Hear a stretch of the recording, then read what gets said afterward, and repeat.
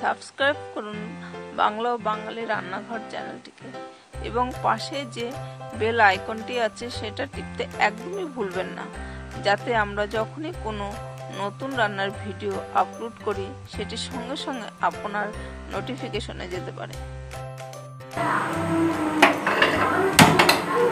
নমস্কার বন্ধুগণ, বাংলা ও বাঙালি রান্নাঘরে আজকে আমি আবার একটি নতুন রেসিপি নিয়ে হাজির। আজকে আমি যে রান্নাটি করব সেটা হলো তন্দুরি চিকেন। তবে চলুন রান্নাটি তাহলে করা যাক। এখানে 600 গ্রাম মাংস নিয়েছি, 4টে লেগ পিস আর 2টো থাইয়ের পিস। মাংসটাকে এরকম চিড়ে চিড়ে নিতে হবে যাতে মাংসটার ভেতরে মশলাটা ঢোকে। প্রথমে মাংসটাকে পাতিলেবুর রস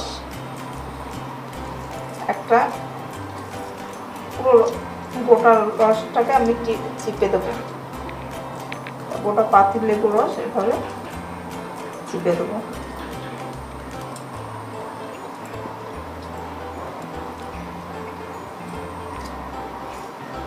দিয়ে এর ভেতরে 1 চামচ রসুন বাটা,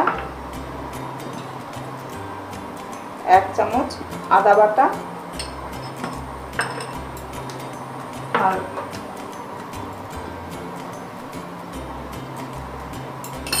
আর কাশ্মীরি লঙ্কা গুঁড়ো দেবো 1 চামচ, আর লবণ দেবো 1 চামচ। লবণটা স্বাদ মতন দিয়ে নিতে হবে। আমি 1 চামচ এখানে লবণ দিলাম। দিয়ে এটাকে ভালো করে মেরিনেট করে 15 মিনিট রেখে দিতে হবে যাতে মশলাটা এটার ভিতরে ঢুকে। এভাবে ভালো করে হাত দিয়ে মাখিয়ে 15 মিনিট রেখে দিতে হবে।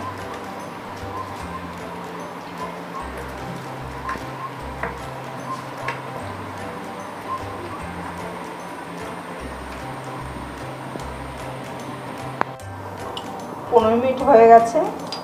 এবার 1 চামচ জিরের গুঁড়ো, 1 চামচ ধনের গুঁড়ো দিলাম। এবার দই, জল ঝরানো দই 1 চামচ, 2 চামচ মতন দিলাম। আর জায়ফল জয়িত্রীর গুঁড়ো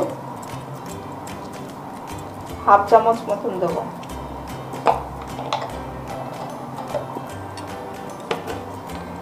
আর গরম মশলা 1/2 চামচ মতন দিলাম। যদি ঝালটা বেশি খান তাহলে কাঁচা লঙ্কা বাটা এটার মধ্যে দিয়ে নিতে পারেন। আমি এখানে কাঁচা লঙ্কা বাটাটা দিচ্ছি না। আর গোলমরিচের গুঁড়ো, যেহেতু কাশ্মীরি লঙ্কা গুঁড়ো এই জন্য গোলমরিচের গুঁড়ো আমি 1 চামচ, বড় 1 চামচ দিচ্ছি।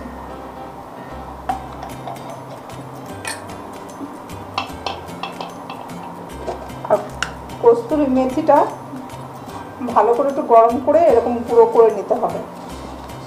সেটাও আমি পরিমাণ মতন একটু দিয়ে নিচ্ছি, 1 চামচ মতন।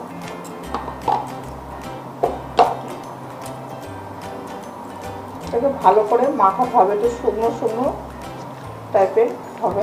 ভালো করে মাখিয়ে এটাকে তাতে এই মশলা যেগুলো চেরা আছে সেগুলোর ভেতরে ভালো করে ঢুকিয়ে দিতে হবে।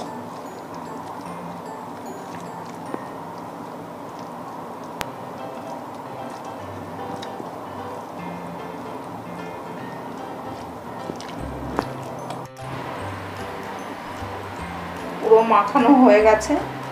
এটাকে 6 থেকে 7 ঘন্টা মেরিনেট করার জন্য রেখে দিতে হবে যাতে মাংসটা খেতে খুব সুস্বাদু হবে। এটা ফ্রিজে 6 থেকে 7 ঘন্টা রেখে দেবো। মাংসটা 6 ঘন্টা ফ্রিজে মেরিনেট করা ছিল। এবার এটাকে রান্না করব।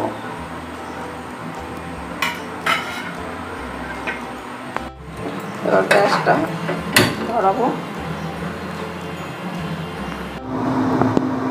কড়াই গরম হয়ে গেছে। এবার সাদা তেল দিয়ে এটা করবো। তেলটা অল্প পরিমাণে দেবো।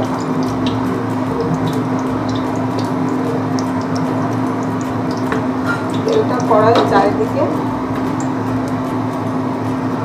ঘুরিয়ে দেবো। তেল গরম হয়ে গেছে। এবার এই মাংসটা ভেতরে মশলাগুলো সব হয়ে আছে। এবার মশলাগুলো এই ফাঁকার মধ্যে রেখে কাছে ভালো করে ঢুকিয়ে দিয়ে আস্তে করে এটা গ্যাসটা একদম কম আঁচে করতে হবে।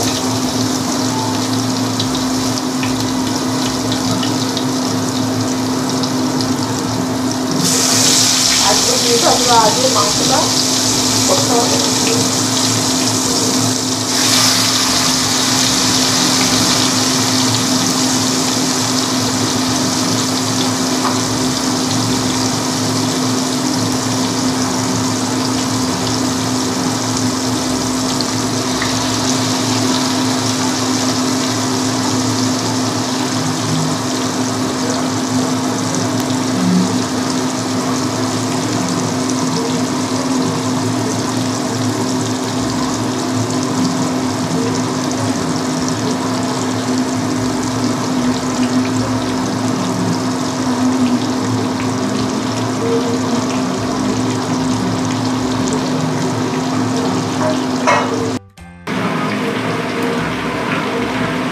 এবার আস্তে আস্তে এটা দেখবো যে পিঠটা হচ্ছে। এটাও করতে অনেকটা টাইম লাগে।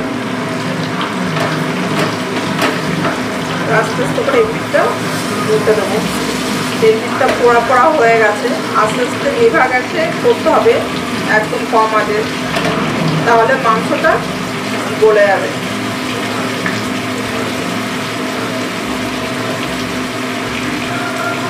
আস্তে আস্তে করে উল্টে দিতে হবে। এটা মাংসগুলো আস্তে আস্তে করে উল্টে দেবো।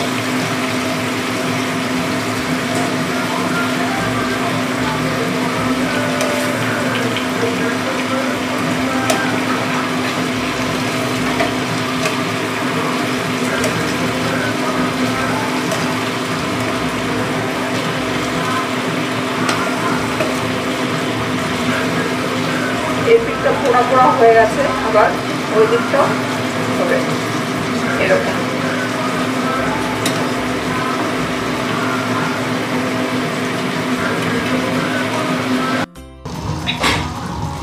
এবার মাংস এই পিঠটা হয়ে গেছে। এবার এই পিঠটা অন্য দিকটা আস্তে করে উল্টে দেবো। এই পিঠটা পোড়া পোড়া হয়ে গেছে। এই পিঠটাও হয়ে গেছে। আস্তে আস্তে মাংসটাকে পিঠটা আবার আস্তে উল্টে দেবো।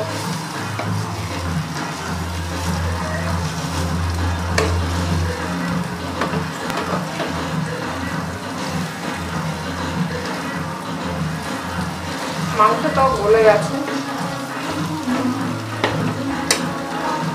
এই পিঠটা পোড়া হয়ে গেছে। এবার মাঝখানটা একটু ফাঁকা করে দেবো।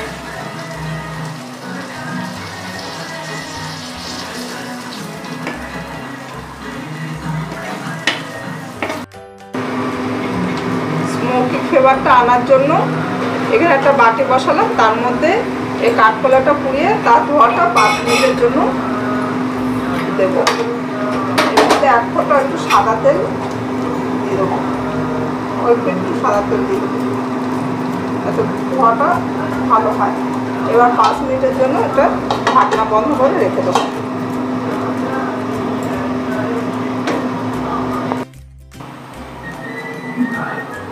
পাঁচ মিনিট হয়ে গেছে। এবার ঢাকনাটা খুলবো।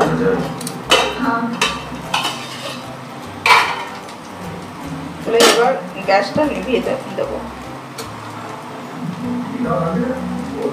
এটা সব পুরো হয়ে গেছে। সুন্দর একটা গন্ধ বেরোচ্ছে। এবার এটা আস্তে আস্তে তুলে ফেলবো।